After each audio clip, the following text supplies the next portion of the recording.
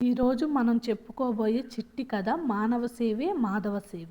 రాజవరం అనే గ్రామంలో లింగరాజు అనే ఒక వైద్యుడు ఉండేవాడు. అతని భార్య పేరు మాణిక్యం. వారికి సంతానం అనేవారు లేరు. లింగరాజు మూలిక వైద్యంలో మంచి దిట్ట.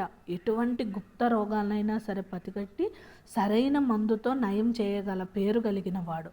వాళ్ళిచ్చినది సంతోషంగా తీసుకునేవాడు. ఈ విధంగా ఎలాంటి లోటు లేకుండా జీవితాన్ని కొనసాగిస్తూ కొంత సొమ్ము కూడా వెనకేసుకొని ఉన్నాడు. పిల్లలు లేనందుకు మాత్రం మాణిక్యమ్మ తెగ బాధపడుతూ ఉండేది. ఆమె మొక్కని దేవుడు లేడు, చెయ్యని పూజలు లేవు, వ్రతాలు లేవు. ఒకరోజు ఆమె లింగరాజుతోటి, మీ వైద్య శాస్త్రం నా విషయంలో మాత్రం మంచి చేయలేదు, నాకు పిల్లలు పుట్టే అనుగ్రహాన్ని మాత్రం ఇవ్వలేదు. అసలు నాకు పిల్లలు పుట్టే యోగం ఉందో లేదో తెలుసుకోవాలని ఉంది. కాబట్టి మనం అంతర్వేది క్షేత్రానికి వెళదాము. ఆ స్వామిని సేవించి ఒక రాత్రి అక్కడున్న సంతాన మఠంలో నిద్ర చేద్దాము. ఆ స్వామి మన కలలో పండ్లు పుష్పాలు చూపిస్తే పిల్లలు పుడతారని అందరూ చెప్పుకుంటున్నారు. ఇందుకు లింగరాజు కొద్దిసేపు ఆలోచించి, అంతర్వేది లక్ష్మీ నరసింహస్వామి, మన పూర్వజన్మ సుకృతం ఎలా ఉన్నప్పటికీ సంతాన ప్రాప్తి కలిగినా కలగకపోయినా దైవ దర్శనం సర్వపాపహరం కాబట్టి మనం తప్పకుండా అంతర్వేది వెళదాము అని చెప్పి లింగరాజు భార్యతో చెప్పాడు. లింగరాజు వెళ్దామని అయితే అన్నాడు, కానీ అంతర్వేది శాస్త్రానికి వెళ్ళాలంటే చాలా ధనం అవసరం. కొంత దూరం ఏమో కాలినడకన వెళ్ళాలి, కొంత దూరం పడవ ప్రయాణం చేయాలి. ఇందుకు గాను చాలా డబ్బు అవుతుందని చెప్పి భార్యతో చెప్పాడు. మనం వైద్య వృత్తిలో సంపాదించిన సొమ్ము మొత్తం ఖర్చు అయిపోతుంది, మన దగ్గర ఒక్క రూపాయి కూడా మిగలదని భార్య అయిన మాణిక్యమ్మతోటి లింగరాజు చెప్పాడు. అప్పుడు మాణిక్యమ్మ కొంతసేపు ఆలోచించి, నాకు ఒక సలహా వచ్చింది. ఏమిటంటే, అంతర్వేది ప్రయాణానికి ముందు సత్యనారాయణ స్వామి వ్రతం చేసుకుందాము. ఆ వ్రతానికి మనం అందరినీ గ్రామంలో వారిని పిలుద్దాము. మనం ధనాశ లేదు కాబట్టి మనకి ఎంతో కొంత మనకి ధనం రూపంలో కానుకలు ఇస్తారు. మనం స్వకార్యం కోసం స్వామివారి పేరును ఉపయోగించుకున్నామే తప్ప ఇది లోకంలో జరుగుతుందే కాబట్టి అలా వచ్చిన ధనంతో మనం అంతర్వేది వెళ్ళి వద్దాము అని చెప్పి సలహా ఇస్తుంది లింగరాజుకి. దానికి లింగరాజు కూడా సరి అయిన సలహా ఇచ్చావు అని ఒప్పుకొని లింగరాజు గ్రామస్తులందరినీ సత్యనారాయణ వ్రతానికి ఆహ్వానిస్తాడు.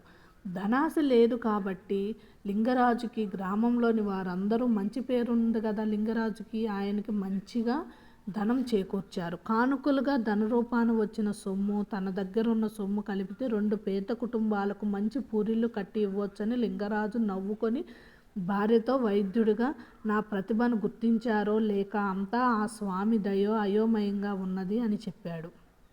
మాణిక్యం ఏమీ మాట్లాడలేదు. 2-3 రోజులు మాత్రం వర్షం పడుతూ ఉన్నది ఆ గ్రామంలో. 3వ రోజు బాగా కుంభవృష్టిగా వర్షం కురిసింది. తెల్లవారాక సూర్యోదయం అయింది. 4వ రోజున సూర్యుడు దర్శనమైంది. లింగరాజు మాణిక్యం బయటకు వచ్చి చూసేసరికి చుట్టుపక్కల అంతా బీభత్సవంగా ఉంది. కూలి పడిపోయిన ఇల్లు, చెట్లు అన్నీ పడిపోయి ఉన్నాయి. ఒక కూలి పని చేసుకొని బతికే గురవయ్య అనే వ్యక్తి, అతని భార్య, 6 ఏళ్ల కొడుకు, 3 ఏళ్ల కూతురు ఎదురుగా ఉన్న వేప చెట్టు కింద తడిసి ముద్దై కనిపించారు. 3 రోజులుగా కురిసిన వాన దెబ్బకు వాళ్ళు గుడిసె కూలిపోయింది. లింగరాజు, గురవయ్య వాళ్ళ పరిస్థితిని చూసి చలించిపోయారు. ఆయన గురవయ్యను, వాడి కుటుంబాన్ని ఇంట్లోకి రమ్మని పిలిచి అందరికీ కట్టుకోవడానికి పొడి బట్టలు, వాళ్ళు తినటానికి తినుబండారాలు అన్నీ ఇచ్చి అన్నం పెట్టారు. 3 రోజుల పాటు ఆ కుటుంబం వానకు తడుస్తూ చెట్టు కింద కాలం గడిపారని విని ఆమె తల్లడిల్లిపోయింది. కూలిన గుడిసె తిరిగి కట్టుకోవడం గురవయ్యకు సాధ్యం అయ్యే పని కాదు అని మాణిక్యమ్మ భర్తతోటి పక్కకు పిలిచి, గురవయ్య పిల్లల పరిస్థితి చూస్తుంటే కడుపు తరుక్కుపోతుంది.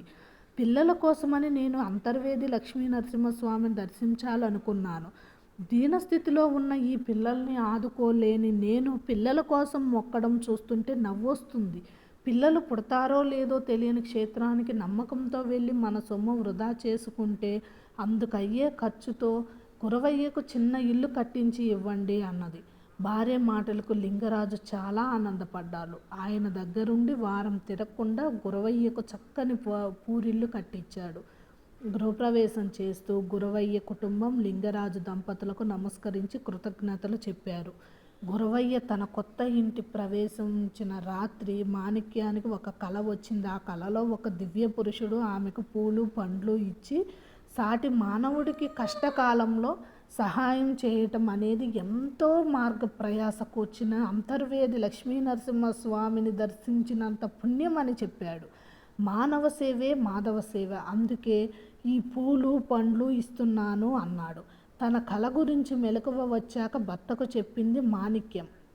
1 ఏడాది లోపులోనే లింగరాజుకు సంతానం కలిగింది. మాణిక్యమ్మకు ఒక మగపిల్లవాడు పుట్టాడు. దీన్ని బట్టి మనకు ఏమర్థమైంది? మానవ సేవే మాధవ సేవ. దేవుడు అనేవాడు ప్రతి మనిషిలోనూ ఉంటాడు, భగవంతుడు.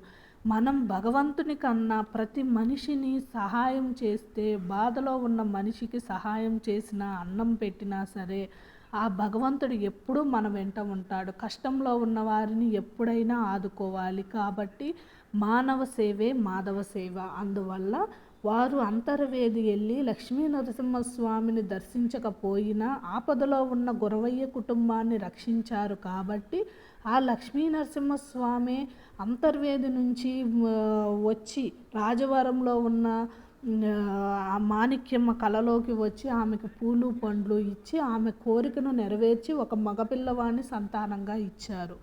కాబట్టి మానవ సేవే మాధవ సేవ. నా ఈ కథ కనుక మీకు నచ్చితే నా వీడియోస్ లైక్ చేయండి, సబ్స్క్రైబ్ చేయండి. మీ ముందుకు ఇంకా మంచి కథలతో వస్తాను.